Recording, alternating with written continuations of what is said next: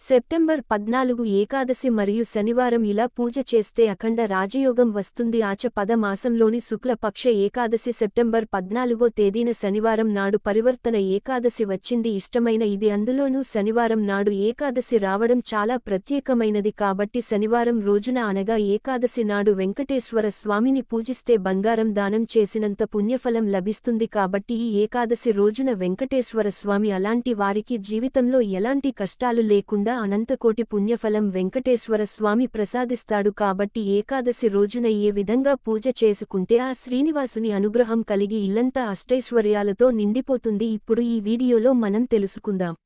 వ్యాప్తంగా మంచి నమో నారాయణాయ అనే ఒక చిన్న కామెంట్ చేయండి. ఈ శనివారం రోజున ప్రతి ఒక్కరూ స్త్రీలు ఉదయాన్నే నిద్రలేచి తలస్నానం చేసి వాటిని శుభ్రం చేసుకుని గడపకు పసుపు రాసి ఇంటి ముందు ముగ్గు వేసుకోవాలి. అలాగే ప్రతి మూలలో చల్లుకోండి. ముఖ్యంగా ఏకాదశి రోజున వెంకటేశ్వర స్వామి పూజించాలంటే ఖచ్చితంగా ఉండాల్సిన ఏమిటంటే 3 బియ్యం పిండి దీపాలు లేదా తులసి ఆకులు. అలాగే ఏకాదశి రోజున శ్రీహరిని పూజిస్తే ఇంటికి రాజయోగం వరిస్తుంది. ఏకాదశి నాడు ఇంట్లో పూజ చేసుకుంటే ఎలాంటి కష్టాలు లేకుండా రాజయోగం. ఏకాదశి ఎన్నో ఉపయోగాలు కలిసి వచ్చాయి. కాబట్టి ఈ ఏకాదశి నాడు ప్రతి ఒక్కరూ ఇంట్లో పూజ చేసుకునే కొన్ని పరిహారాలు పాటిస్తే ఐశ్వర్యాలతో సిరిసంపదలతో జీవించవచ్చు. శనివారం రోజున మాత్రమే దేవుని పటాలను శుభ్రం చేసుకోవాలి. కాబట్టి శనివారం రోజున పూజ గదిని శుభ్రం చేసి పసుపు నీటితో దేవుని పటాలను పెట్టుకోవాలి. శనివారం రోజున దేవుని పటాలను శుభ్రం చేస్తే ఐశ్వర్యం లభిస్తుంది. ముందుగా పూజకు కావలసిన పిండి తయారు చేసుకోవాలి. కానీ పాలను కానీ పోసి ఒక ముద్దలాగా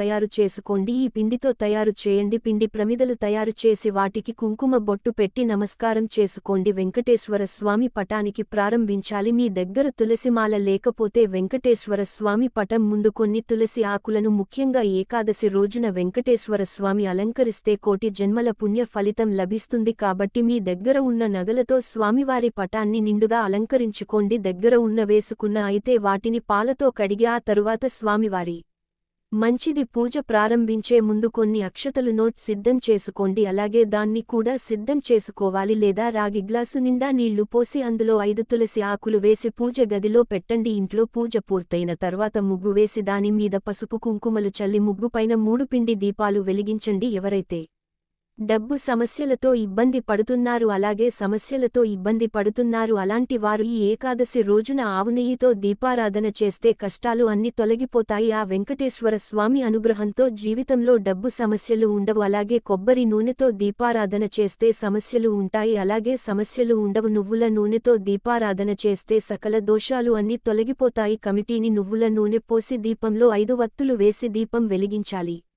ఓపెన్ చేసుకోవాలి. నివసిస్తారు. గోవిందనామాలు నువ్వు చదువుకుంటూ ఇంట్లో పూజ చేస్తే చాలా మంచిది. గోవిందనామాలు చదవలేని వాళ్లు నమోనారాయణాయ అనే మంత్రాన్ని 108 సార్లు పఠిస్తే కష్టాలన్నీ తీరిపోతాయి. నైవేద్యంగా బెల్లం పానకాన్ని తయారు చేయండి. లేదా ఒక చిన్న బెల్లం ముక్కను స్వామివారికి నైవేద్యంగా పెట్టిన శ్రీ వెంకటేశ్వర స్వామికి ఎంతో ఇష్టమైన కర్పూరంతో హారతి ఇచ్చి మీ తల పైన కొన్ని అక్షింతలు వేసుకుని మీ మనసులో ఉన్న కోరికను స్వామివారికి నమస్కారం చెయ్యండి. 3 ప్రదక్షిణలు చేసి వీళ్లంతా వేయండి. ఈ విధంగా శనివారం నాడు ఏకాదశి పూజ చేసుకుంటే ఆ వెంకటేశ్వర అనుగ్రహం ఎల్లవేళలా ఉంటుంది. ఏకాదశి రోజు ప్రతి ఒక్కరూ ఖచ్చితంగా చేయాల్సిన చాలా శక్తివంతమైన ఏమిటంటే, పూజ పూర్తయిన తర్వాత ఒక వస్త్రాన్ని తీసుకుని అందులో లవంగాలు వేసి మూత పెట్టి పూజ గదిలో వెంకటేశ్వర స్వామికి చేయండి. తరువాత ఈ మూటను తీసుకెళ్లి డబ్బు దాచి చోట పెట్టండి. ఇలా చేస్తే మీ ఇంట్లోకి డబ్బు ఉంటుంది. ఆర్య పైన లక్ష్మీదేవి ప్రతి ఏకాదశి రోజున సాయంత్రం సమయంలో భూమిపై సంచరిస్తూ ఉంటుందట. ఏకాదశి సంధ్యా సమయంలో దీపాలను వెలిగిస్తే ఇంట్లోకి ఖచ్చితంగా లక్ష్మీదేవి అడుగుపెడుతోంది. ఏకాదశి రోజున ఉంటుంది. ఏకాదశి నాడు ఇంట్లో పూజ చేసేవారు ఉల్లిపాయ, వెల్లుల్లి, అరటిపండు, నువ్వులు అలాగే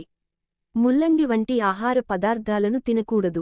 పండితులు చెబుతున్నారు సమస్యలు వచ్చే అవకాశాలు ఉంటాయి. అలాగే ఇంట్లో ఉన్న చెత్తను బయట పడకూడదు. అలా చేస్తే మీ ఇంట్లో ఉన్న సిరిసంపదలు తొలగిపోతాయని పండితులు చెబుతున్నారు. ఇంట్లో పూజ చేసుకునే తప్పనిసరిగా గంటలు మోగించాలి. ద్వారా వచ్చే ధ్వని కంపనాలు తొలగిస్తాయి. అలాగే ఉంచడం వల్ల తాను కూడా శక్తులతో నింపుతుంది. ఆషాఢ శుద్ధ ఏకాదశి రోజు యోగా నిద్రలోకి జారుకునే శ్రీ మహావిష్ణువు మాఘ శుద్ధ ఏకాదశి నాడు ఎడమవైపు కుడివైపు నుంచి లభిస్తుంది. అనారోగ్య సమస్యలు తొలగిపోతాయి. ఆరోగ్యం మెరుగుపడుతుంది. కుటుంబంలో ఉండే సమస్యలు పటాపంచలైపోతాయి. ఏకాదశి నియమాలు పాటించే వారు ముందే నిద్ర లేవాలి. మౌనవ్రతం పాటించడం ఉత్తమం. మద్యం, మాంసం, బ్రహ్మచర్యం పాటించాలి. నిద్రించాలి. ఉండేవారు నచ్చినట్లయితే లైక్ చేసి మీ ఫ్రెండ్స్కి షేర్ చేయండి. వెంటనే పక్కనే ఉన్నటువంటి ప్రెస్ చేయండి. ధన్యవాదములు.